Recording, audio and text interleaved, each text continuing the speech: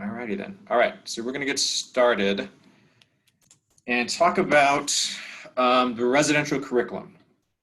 For those of you who are returning, you're going to be reminded of some very familiar things from last year, but also a lot of changes based on what we're going through right now with the pandemic.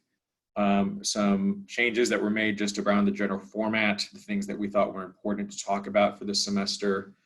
And then just a good reminder, you know, we've been away for at least 3 months for many of us, some folks away a little bit longer. So just want to make sure that we talk about everything we need to residential curriculum. So here's our flow for today, our agenda. We are going to slowly progress through this PowerPoint. We're going to review the development of this curriculum.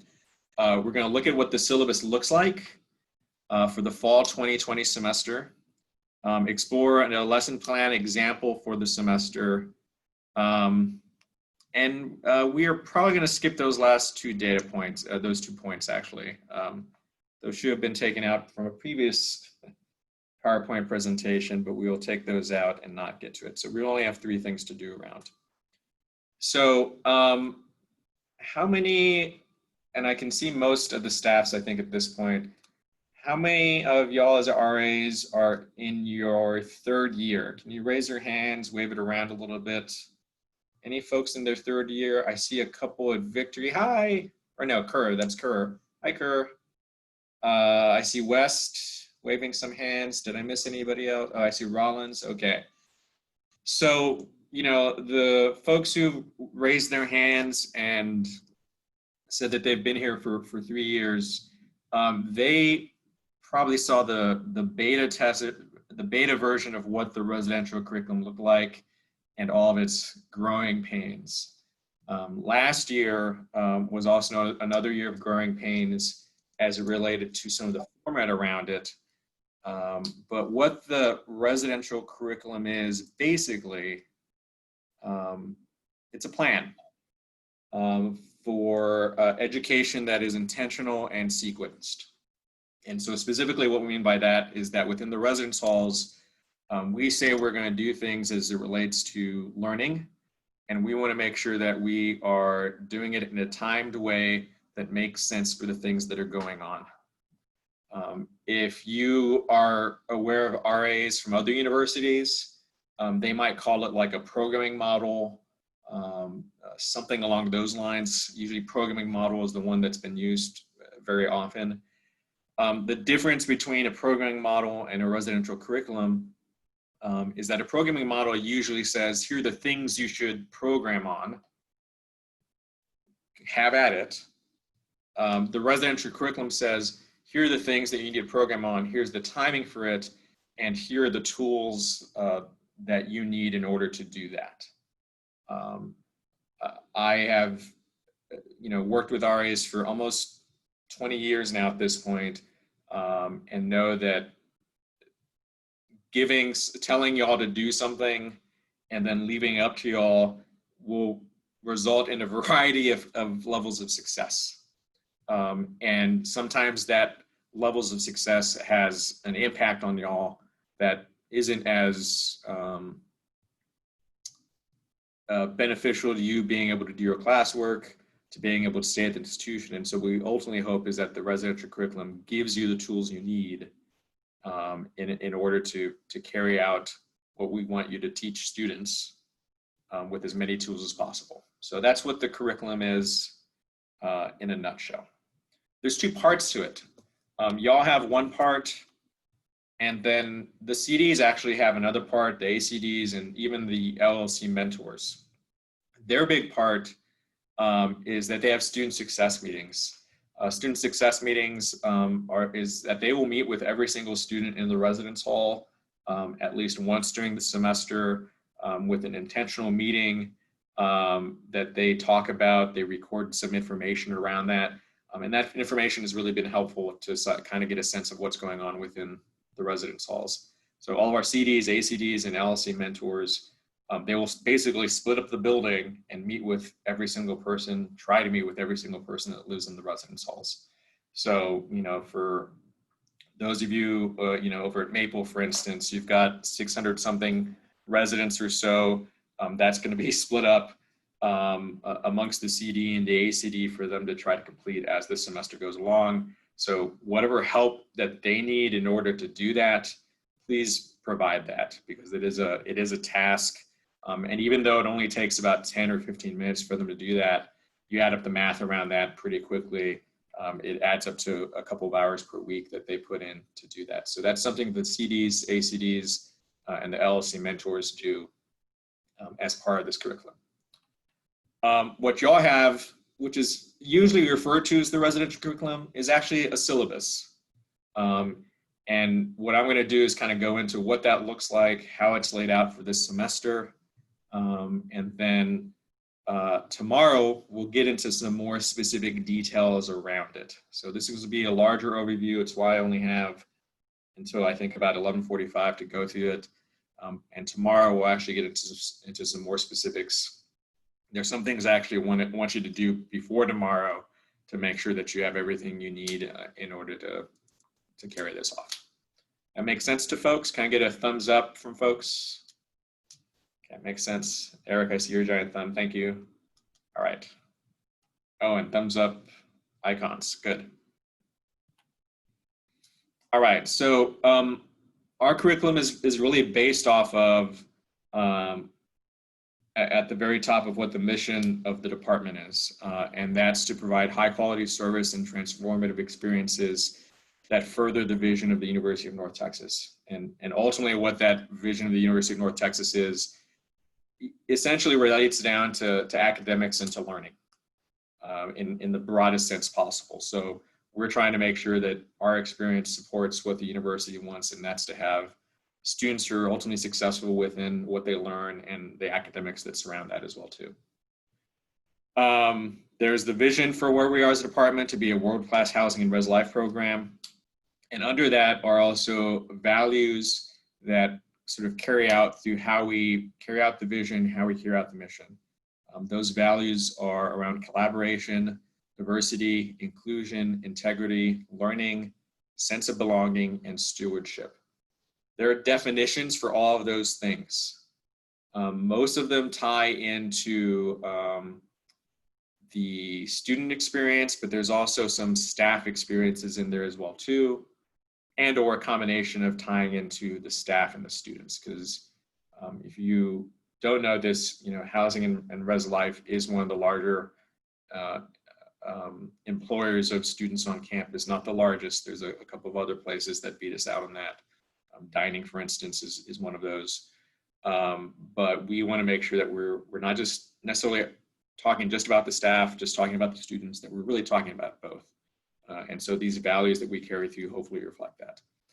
If you want to see all those individual definitions, and we'll go through a couple of them, you can do so on the Housing Res Life website. And you can kind of see what that language looks like for each of those values. So that's the broader thing that we follow as a department that helps to develop the curriculum, the syllabus that y'all are responsible for.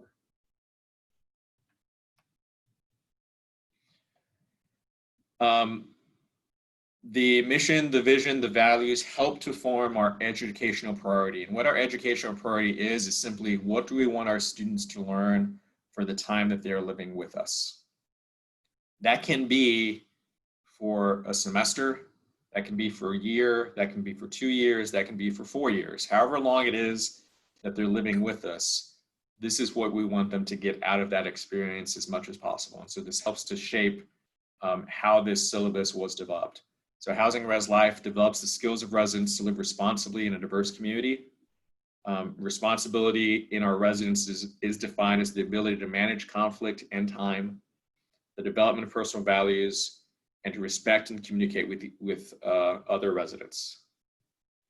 So that is what we want our residents to learn for the time that they're living with us. Most of our residents are going to be first-year residents, freshmen, about 60 to 70%. And so you can probably see how this educational priority applies to them. But We also hope that this applies to the folks who are sophomores, who are juniors, seniors, even grad students, that this generally carries out to the experience that they're getting at the residence halls as they move off campus. UNT is, I would say, unique in the fact that we house and we guarantee housing for our first-year residents only. But that's all we have them for as well, too. Some other institutions sometimes house first-year residents and sophomores. Many institutions also house them for all 4 years. We're in a place in which we guarantee housing for our first-year residents only. That's what this is mainly aimed at, but I think it also carries out to all of the residents, no matter what year it is that they are at. So that's where sort of the top part carries out.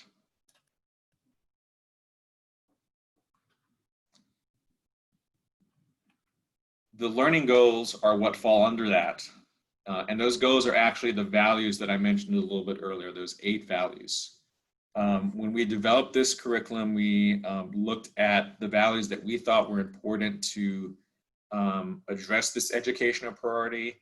We chose 5 of them and combined 2 of those into 1. So we have 4 values that we use as part of the curriculum. Those values are collaboration, diversity and inclusion, learning, and a sense of belonging. So as we're trying to reach this educational priority for all of our residents, these are the way those values carry out in reaching at that priority, and each of those values has learning outcomes. Under those learning outcomes as well too are lesson plans, which I'll talk about in a sec. We'll see some examples of as well too today, and get more into as well tomorrow. Returners, this is all very familiar. See some hands up, yes. All right, cool. So I want to just go through the values then so you have an idea of what they mean by definition, and then also what students are going to get out of those values. So if we are wanting them to learn something, the students will, the residents will learn ... Here's the definition, and then here's what they will learn out of all of that. So values for collaboration, we define that as utilizing teamwork and multiple perspectives in decision-making processes. But what we want students to get out of that is that they're going to enhance their decision-making skills, and they're going to understand the impact of decisions made on the community and to others. Hopefully they will understand the decisions made on themselves. We left that language very broad in terms of the community. That could mean the community of their roommates and their suite mates, the community of their entire wing, the entire building, UNT, Denton, Texas, United States, North America, the world. We want them to understand the impact of the decisions that they have on the community and others. So we left that a little broad, and ultimately, how it impacts themselves, obviously, as well too. So that's what collaboration is, what we want students to get out of that when we carry out our lesson plans. Diversity and inclusion, again, these are 2 values that we combined into 1. Diversity, understanding, respecting, and celebrating differences, and then inclusion, feeling acknowledged and affirmed. And so we want students, what we want them to get out of that then is that they're going to develop an understanding of differences in the community, and they're going to learn to acknowledge individual identities.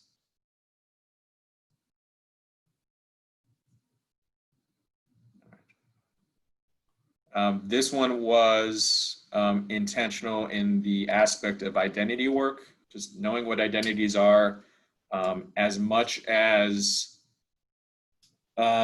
we talk about our minority serving institution status, our Hispanic serving institution status, things like that. That doesn't always mean that folks have done any identity work as to who they are, how they identify, and more importantly, who other folks are and how other folks might identify. So we know that we need to name that for folks to understand that there are differences in the community here, and that as much as we are those statuses, that doesn't always mean that the work has been done by those folks as they get to college. probably a little bit more likely, but not always the case. And as much as I think that y'all as a generation are about, 2.5 steps ahead of some of the previous generations in diversity, inclusion, social justice, all that kind of work. Not everyone is. So that's why this is important to talk about as well too. So learning, pretty simple, develop knowledge and awareness to improve. So tapping a little bit into some of that strength stuff, and then naming that more specifically that we hope students will discover healthy and positive ways to develop their talents and develop effective strategies for academic success. So the first bullet point doesn't necessarily tie into the academic part. That could tie into career stuff, that could tie into how they're balancing their own health and well-being, their own success, whatever that might look like for them. The second bullet point is a little bit more focused on academics because we're at a higher ed institution, and that's probably the primary focus of why folks are here. And then for a sense of belonging, we changed the names of the community directors' positions about the first year or so after we got here from, it was hall directors at that time to community directors. And this kind of ties into that. Hall directors made it seem like they're running a building. Community directors is tied into creating connections with people. And so a sense of belonging is just that.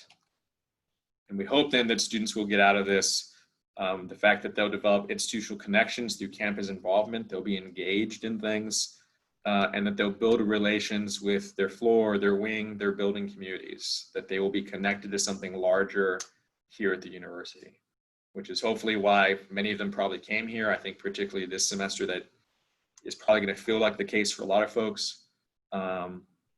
But also if they didn't have that opportunity to do that before coming here, that they can do that now. That all makes sense to folks. Okay. All right, I see head nods. I'll take that as a yes. So I'm going to go back just so you can see all this laid out again. Our educational priority, our values with those definitions that have then the learning outcomes underneath. And the next part are the lesson plans, which I'll talk about, get more in depth in a little bit. Our syllabus, I've mentioned it before. This is our yearly plan for learning in the halls. Really, this is semesterly right now. I think there's a vague idea of what we want to do in the spring that I have in my head, but honestly waiting to see what the institution's plan is for continuing the response to COVID-19. I'm not planning to start talking about any of that stuff until October. And I imagine that syllabus as we get into the spring semester is going to continue to change right up to the last minute, much like it has continued to change for the syllabus for this semester.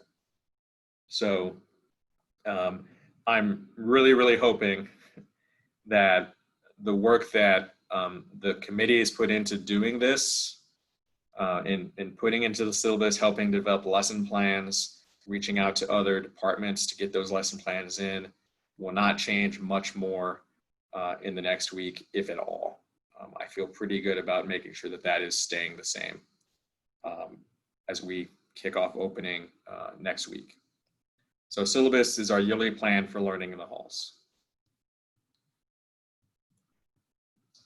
You're going to hear me use the word activity a lot. Last year, it was probably the word strategy. The activity is simply the methods that we use to help folks learn. And there's a variety of activities that is part of the next slide that I'll go into. Because as opposed to a programming model usually just talks about programs. This is not just a programming model. There are various ways for folks to learn. And so these activities will vary because of that as well too. And then you've heard me talk about a lesson plan before. It's the written plan that guides the RA through planning, implementing, and completing the activity. So do we have any education majors? Can you raise your hands? Do we have any education majors of any sort? Okay. I think I saw one hand or two somewhere. Okay. I see a hand out of the corner at Kerr. Thanks. So education majors and anyone who ever had a substitute teacher in their high school course or junior high course, what is hopefully ideally happening is that they have a lesson plan for that day, for the week. And if that teacher has to be out and you get a substitute in, that substitute should ideally be able to take this lesson plan and complete what is written on it through the activities that are named on there. That's the same kind of concept that we're moving forward with here. You're being provided with lesson plans, some of which you can select from, some of which might be limited in nature, and then you can complete that lesson plan based on the directions that are written down on there. So that's what that will look like. I'm going to go through this next slide, and then I'm going to jump over to the syllabus and get into the specifics of what we're doing. So if you are returning, these are familiar to you. If you are new, this is some new language for you. And you'll see a couple of things taken out from last year that will not be here. I'll talk about those at the end. So these activities, again, it might be labeled in some places still a strategy, is an active program. This is a program organized by the RA. It can be led by you or an outside presenter, and it occurs within the residence hall community space at a certain time and location. Occurring within the residence hall community space is going to mean at this point, it is conducted from there. So as we move forward with online programs, virtual programs, you being in your room is going to be in some cases as much as that gets to that. So that's going to be a very broad definition for occurring in the residence hall community space. Bulletin boards. I don't want to assume that everyone knows what a bulletin board is, but just in case, these are public forums to convey information and provide opportunities for education. Almost every single residence hall has bulletin boards of some sort. There's at least one more getting them in place because they were taken out during renovations. I believe that should be Maple, and I'll double check with Craig just to make sure after we get through opening, unfortunately. If you do not have a bulletin board in your hallway, then you create one. You use the butcher paper, the newspaper print that's been provided to you, and you create an impromptu bulletin board if that's what you need to do. Okay. Most of you have a bulletin board that is associated with your specific wing, your specific community. That's what this kind of refers to as well too. Intentional conversations. These are scheduled and guided conversations with the resident that meet specific goals and learning outcomes. So you'll have basically a part of a script, some questions you need to ask, and then those questions really help us sort of figure out what's going on with the residents at large, but then also more importantly, that your residents have a chance to sit down with you and you get to know them, they get to know you a little bit as well too. So that happens at least once. Returning RAs, you can always think of, I'm sure, of that resident that you never saw, except maybe that one time you had the intentional conversation. This is what that is trying to get at, so that they know you at least once as the resource that's here within the residence halls. Passive programs. These require some sort of interaction on the resident's part to engage, but it doesn't necessarily mean that you have to be there in person or that you have to be communicating with them at the same time. Usually what this means is that it might be a bulletin board, but there's some sort of takeaway with that.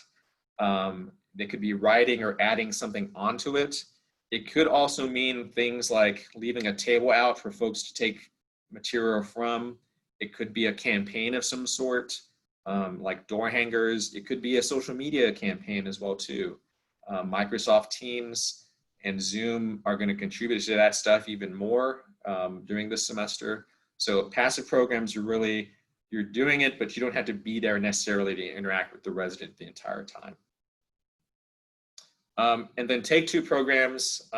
These I found to be some of y'all's favorite at times, because it means that all you have to do is you have to get the resident there. It occurs outside of the residence hall. It's a program that somebody else is already putting on somewhere else. Your job is to get them there. Maybe do a little processing with questions depending on the kind of program or activity it is, but you are taking them to something. And that's all that is. So that one is, I think, usually some of the favorite ones that some of y'all have as well too, because it requires not as much work as some of the other things. And I'm more than happy to also support the other departments who are almost always asking, hey, how do I reach out to the residents in the building? Well, this is one of those ways, is that we bring them to you as opposed to you having to try to come in. And especially this semester, navigating that is going to be a bit of a pain in the butt. So, all right, any questions before I get to the syllabus? And I'm going to maybe call out the areas that I'm seeing up on the screen. Any questions from, I think that's B side of Kerr, best side, is that what that says? Any questions? All right. Bruce, good? All right, I see Santa Fe Traditions. Any questions? All right, West Side, you good? Maple? Tan bueno? All right. Eric, I don't know why I'm calling you out. Crumley Cobras. You good? All right. Big Squad. Bueno. Kerr, LOL. Okay. Joe Green, the Dream Team. All right. Clark Sharks. I think I see a chat thing coming up. I think that was from Rollins.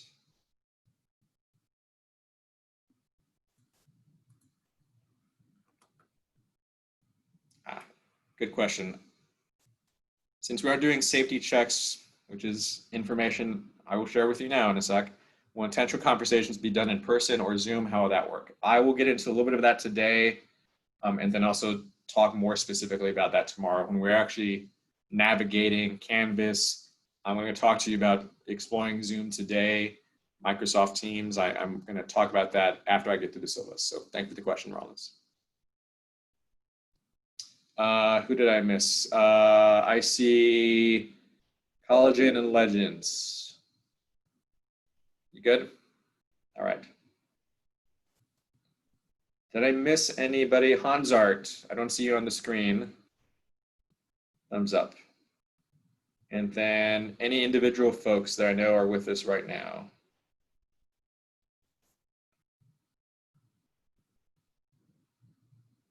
Just moving through, making sure I got everyone.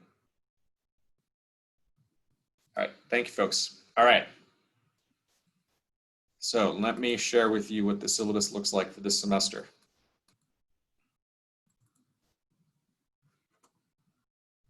I'll blow it up so you can see it. Everyone can see this. Thumbs up if you can. Awesome, thank you. All right.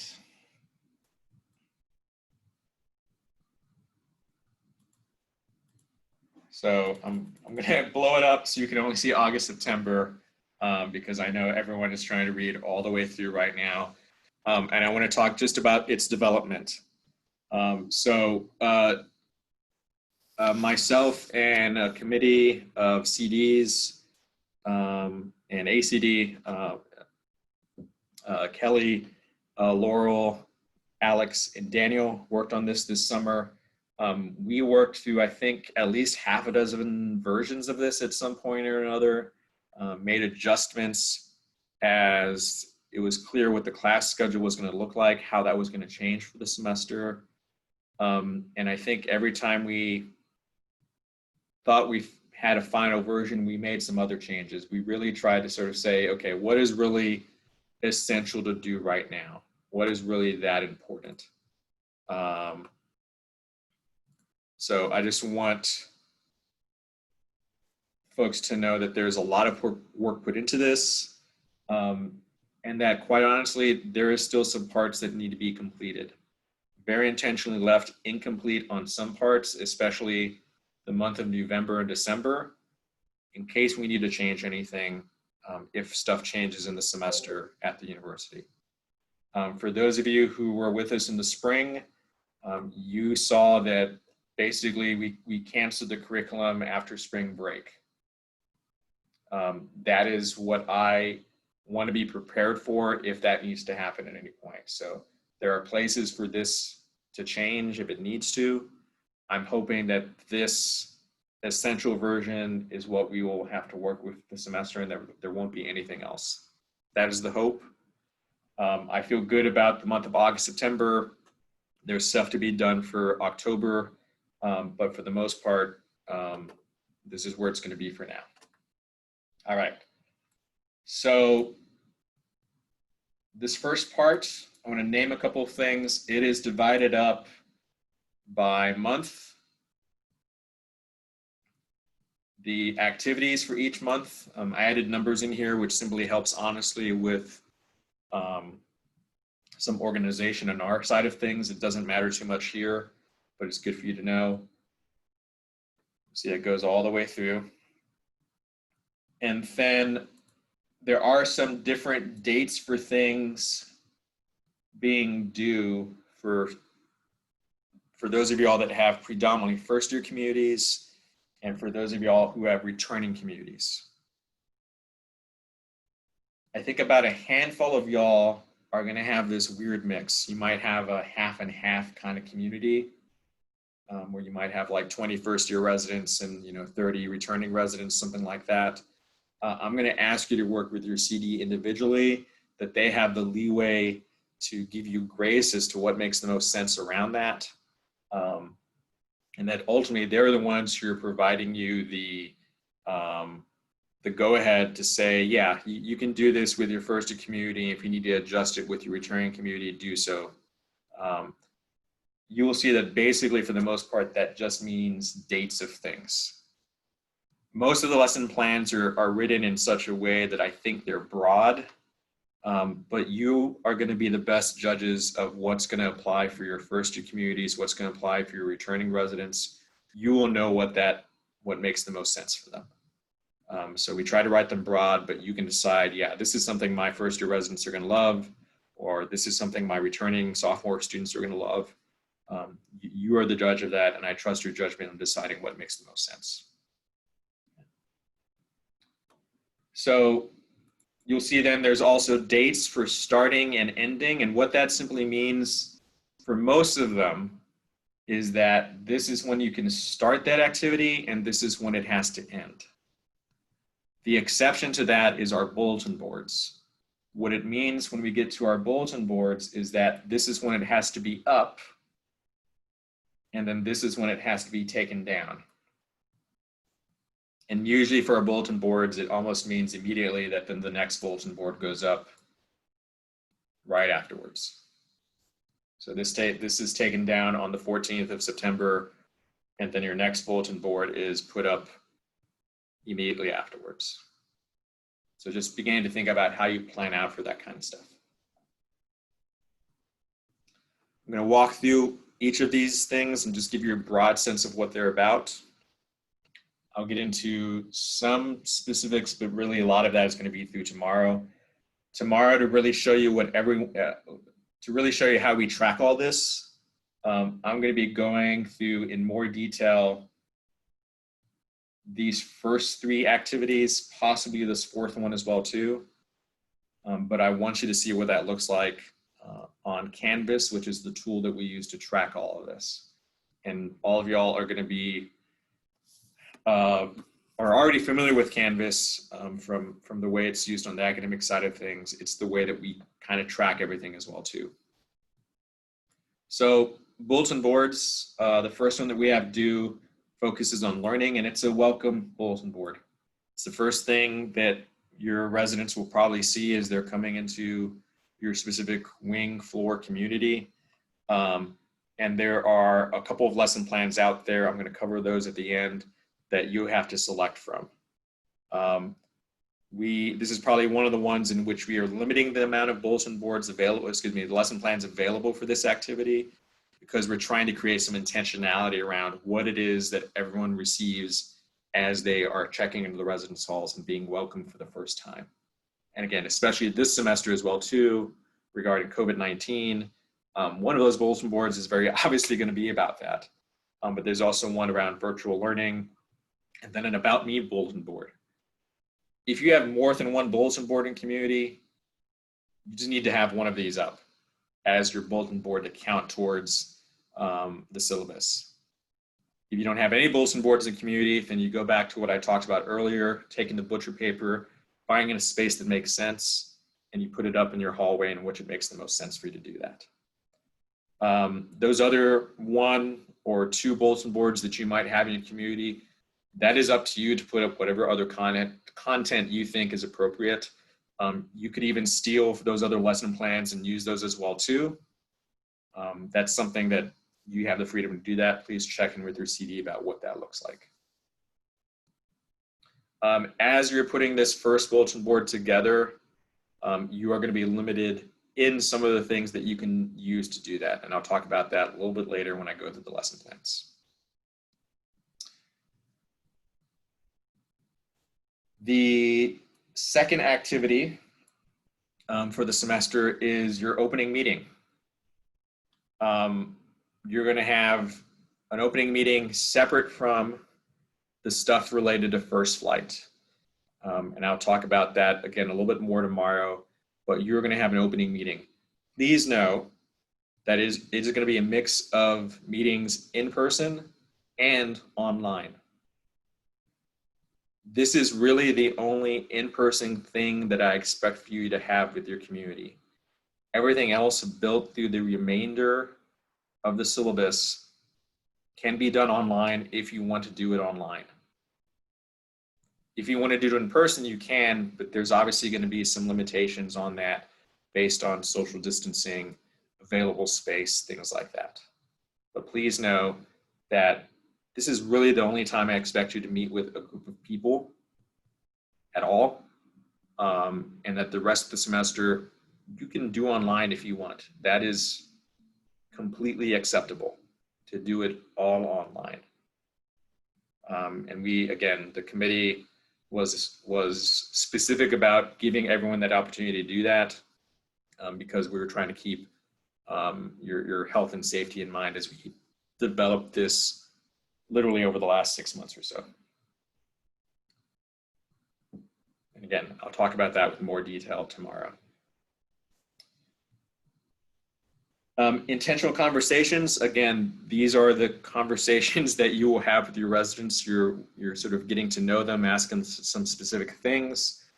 This is going to be just a general check-in, some questions around homesickness, talking about roommate success plans. These can all be done online as well too. And I'll talk about one of the ways you can do that that I think is going to be more, make more sense based on the tools that we have available.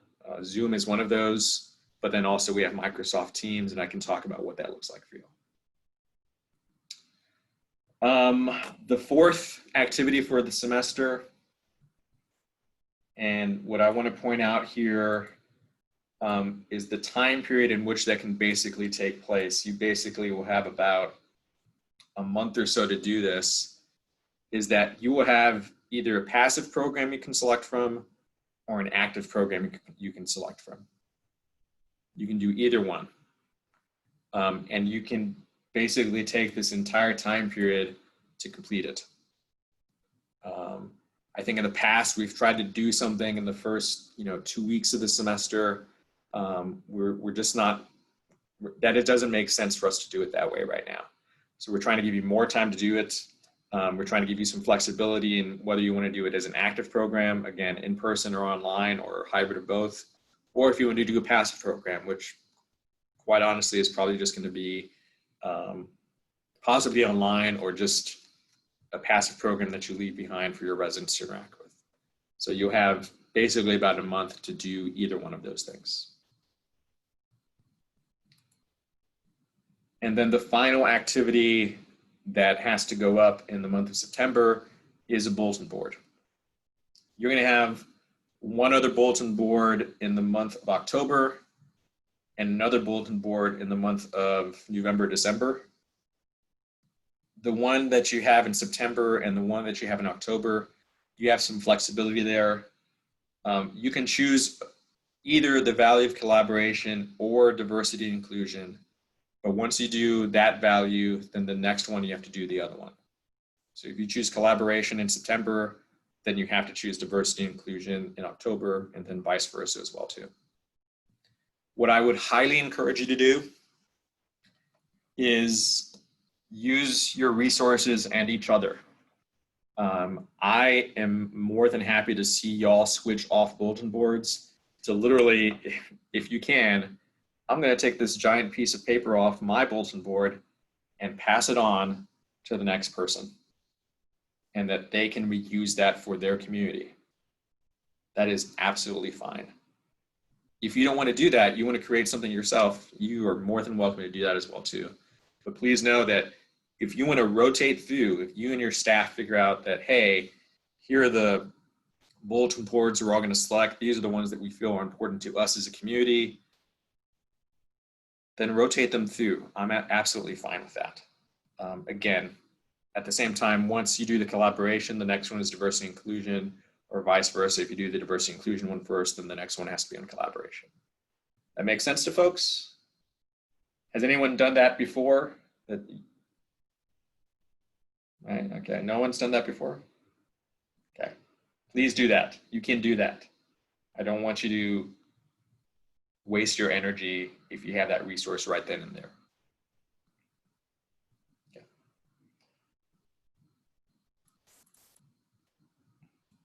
I'm going to move on to October. October, we have 4 activities.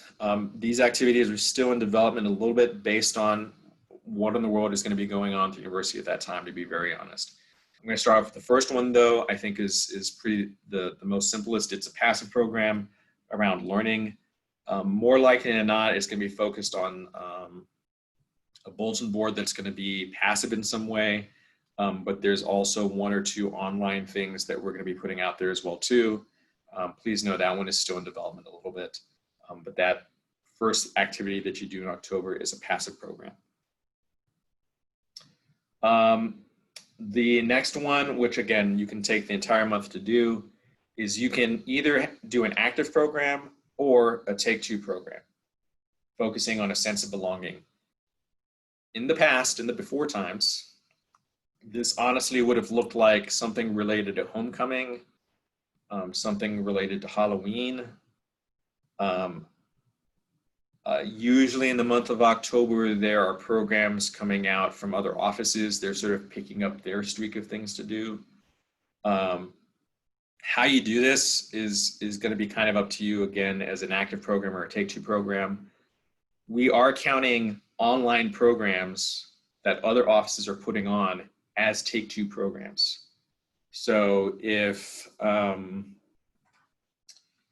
the Learning Center is putting on a program and they've got a Zoom link that they want residents to go to, your job is to get your residents there, to get them to come on, to attend the program with them, to watch it as well too. That will count as a take-two program as well. That makes sense to folks? So you're taking them to the link as opposed to in the past taking them to something in person. And that may still happen. We will see what things look like, but I want you to know that that take-two part really means you can take them to a link somewhere. I only ask that you are staying there the entire with them as well too, not just having them click on and then leaving, because that really takes away from the spirit of what a take-two program looks like. Being able to process with them afterwards what it is that they may have learned or seen during that program. I think I see a question coming up. ideally.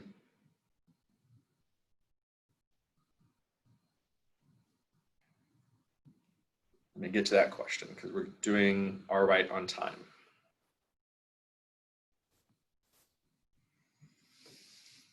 Would a town hall count as a Take-Two program? If that is a town hall that the university is putting on, so I'm assuming probably meaning like the president's town halls or the VP, Dean of Students town halls, things like that. Probably it would.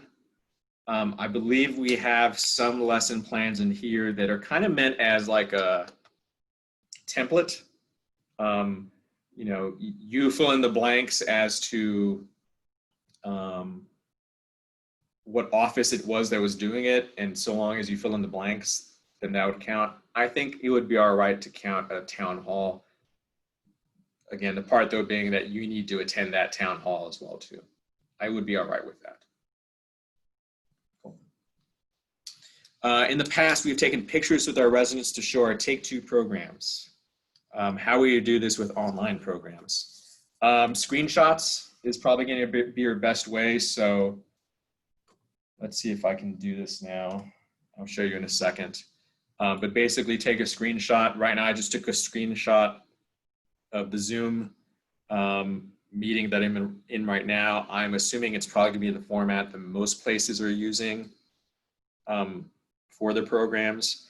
And I can probably show everyone who's at this.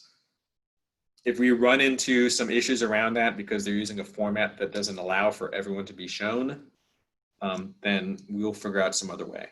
Again, there's a lot of flexibility for that. It will probably end up also being a roster of some sort showing who is there, but we can have some flexibility. I'll talk to the committee about that so we can be clearer about it in the future though. So thank you, Cromley. Okay. The next activity in the month of October is an active program or a Take-Two program around diversity and inclusion. I'm actually going to put a plug in here for something in a second. But again, very similar then to the active Take-Two program for the sense of belonging.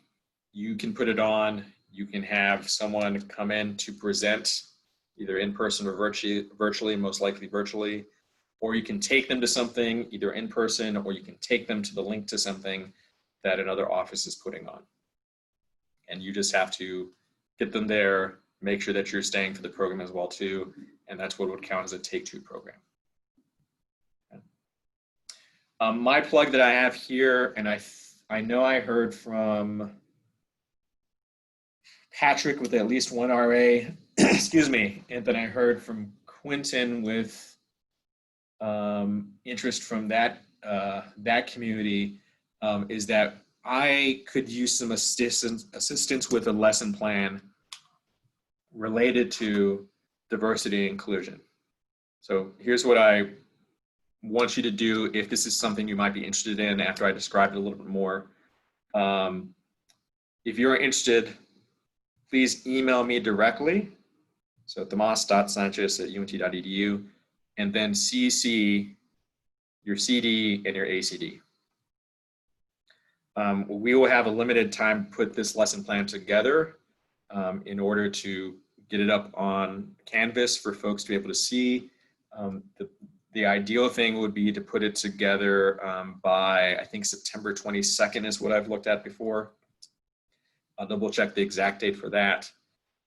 But the intentionality for the development of this lesson plan is that, as you know, all of our first year residents went through a diversity session as part of their welcome here to the university. The hope is that there can be some sort of follow-up to that learning that they went through. And it kind of makes sense that since we have probably a majority of first-year students that live that come to the university, that this would be one of those places to do that. What that means, though, is that you, if you're interested in helping out with this lesson plan, you will need to go through this online session as well, too, so that you have an idea as to how we follow up with that later on in the semester. So if you're interested, shoot me an email, CC your CD and ACD, and then I will put time on your calendar probably the week after first flight so we can actually get the freaking opening. And that we can set some time aside to start talking about what we want this lesson plan to look like. Because as knowledgeable as I might be, as some of our CDs, ACDs, ADs are, there's also a gap there, honestly, in terms of making sure that we're not missing any perspectives on this and knowing what it is our residents went through, things that we could miss. And so I don't want to leave a student perspective away from this in any way. And if this is a lesson plan that you have the ability to carry out, especially as it relates to diversity and inclusion, I want to make sure that RA's voice is in that part especially. So if you're interested, shoot me an email, CC your CD and ACD, and I'll find time on calendars starting the week after first flight, the first week of classes. If we have a physical meeting program, can the program have more than 10 if it is revolving door? 10 residents come in, leave, then 10 residents come out, and so forth. Let me get to that in a second after I go through some more of this, and I want to talk about some COVID-related stuff specifically as we carry out all of our syllabus stuff. Okay. All right. I think I see a question coming in from College and Legends. No, okay, you're good. All right. Let's see. The last thing in October is a bulletin board. Again, if you did whatever value you did in September, you do the other value here in October. And then you will notice, hopefully, that in November, December, there is not really anything that is active or take two. And that is obviously very much built into the fact that we will have people leaving at Thanksgiving break. I have no idea what that looks like. I don't know if our students, if y'all residents know what that looks like yet, but all of our in-person classes will end after Thanksgiving break. Everything will become online. And so I'm not sure how many folks are going to be staying, honestly. I suspect, actually, I can't even guess to suspect. I have no idea. And so just in case we have a large percentage of folks leave, much like what spring break looked like, we are not doing anything that is active in any way in the month of November and December. This is all stuff that is passive. It's meetings, which can all be done online, honestly, and it's a bulletin board. The passive program, collaboration, decision-making, that one is going to be really just focused on making decisions moving forward for the spring semester. Stuff around health and safety is kind of the way that we're leaning a little bit.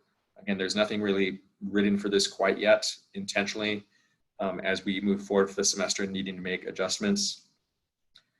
We do plan to have a Thanksgiving closing meeting of some sort, and that is honestly there for two reasons. One, to give folks information as to what Thanksgiving closing will look like, but then two, if we have folks leaving, we don't want them to leave without us being able to say goodbye to them for what might nearly be a month of them not being on campus.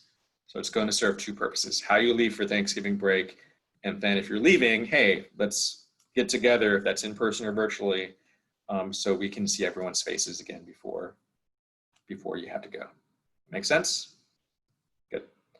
A bulletin board around learning is going to happen right before Thanksgiving. And it's probably going to focus on learning specifically because we know we will have some folks who, well, everyone's going to be going through virtual classes. And if for some reason they haven't done that, we want to make sure we're managing that. We also want to talk a little bit about what academic and stress management looks like that late in the semester as folks are getting ready for finals. If they're going home, what stress they might feel doing this stuff at home. I think probably all of you can relate to that. So we want a bulletin board around that in some capacity around learning.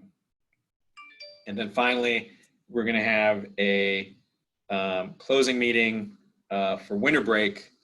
And then talk about for whoever's here still at that point, what they need to do. And again, kind of seeing folks off as they leave for winter break. All right. So I've got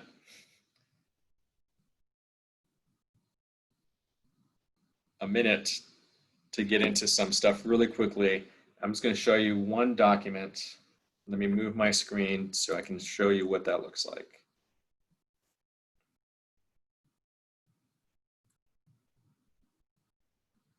Actually, hold on. There's one more thing on the PowerPoint I want to show you.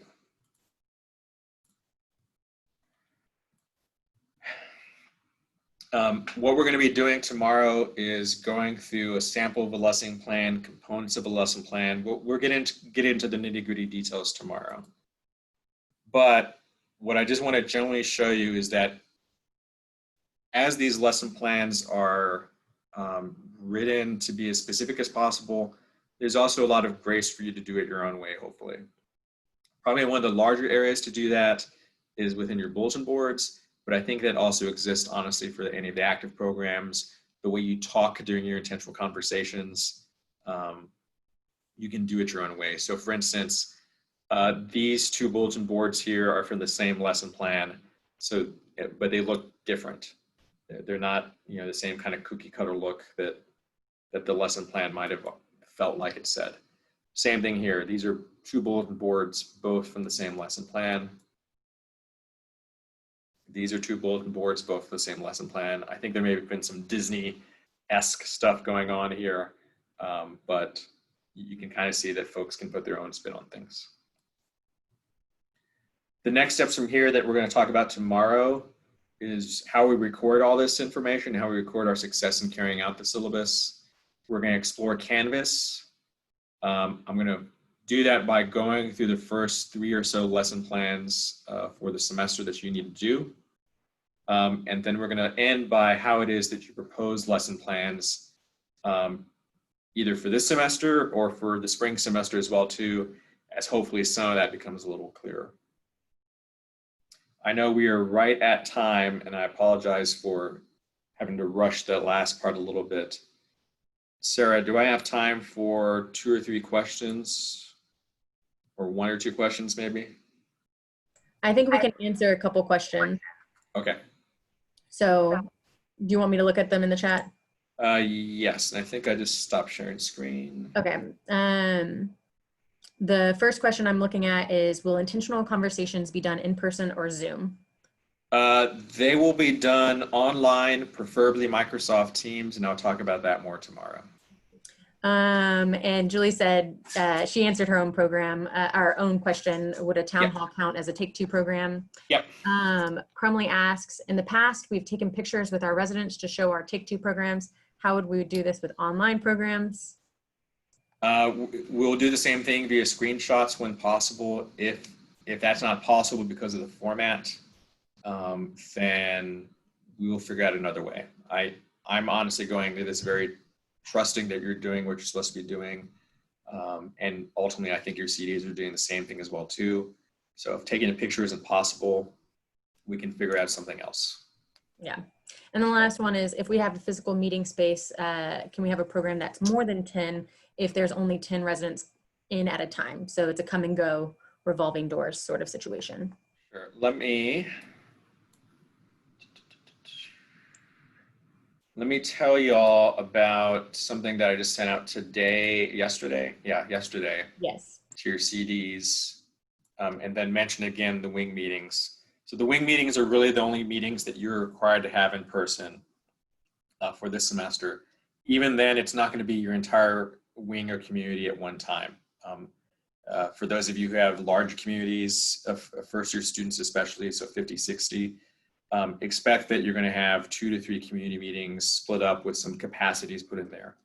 For everything else afterwards, what we're really going to be asking y'all to do is, if you have those active programs in person, that you keep them as small as possible with some of the already predetermined groups that we might have in our residence halls. So for instance, if you can get roommates and suite mates to come to the program, if you can get a pod to come to the program, If you can get one section of your floor to come to the program in person, that's what we're going to ask you to do, is to try to keep it that limited physically, so that you're not having, somebody from one end of the wing versus somebody else from the other side of the wing. I also think, honestly, that's why it might be better to do a lot of these things online, because that's going to allow more folks to be able to attend. Even if it's online, folks from all over your community can still attend. You will notice that there are no all staff programs whatsoever, because it doesn't make sense to try to do those things now. The one exception to that is really RHA, Hall Council kind of stuff. But even then, they're being significantly limited by the fact that we really can't have anything larger than a group of really 10 people right now for anything going on. It is not a decision just coming here from here, Housing and Res Life. Even then, we're being given some exceptions. It is really a university-wide thing. The rotating folks through 10 at a time, if there is the space for that to somehow work, I would say that's probably a yes. What I would probably encourage is that it might be 10 people at a time on this side of the room using these chairs. And then if you have another group of 10 come in, it's 10 people at a time on this side of the room, because you're probably not going to have time to maybe wipe things down or let the air dissipate, things like that. That makes sense? I'm hoping. Okay. All right. I'm a little bit over time. I know you have lunch. I'm not going to get in the way of that. We're going to get into more tomorrow. If you have not been able to access Canvas, CDs, ACDs, please make sure that you're helping your RAs access Canvas. I will see some of y'all at lunch as I walk through to grab something myself. So if you need assistance around that, please let me know as well too. Thank you for your time. I'll see some of you at lunch, and have a good rest of the day. Thank Bye-bye. you so much.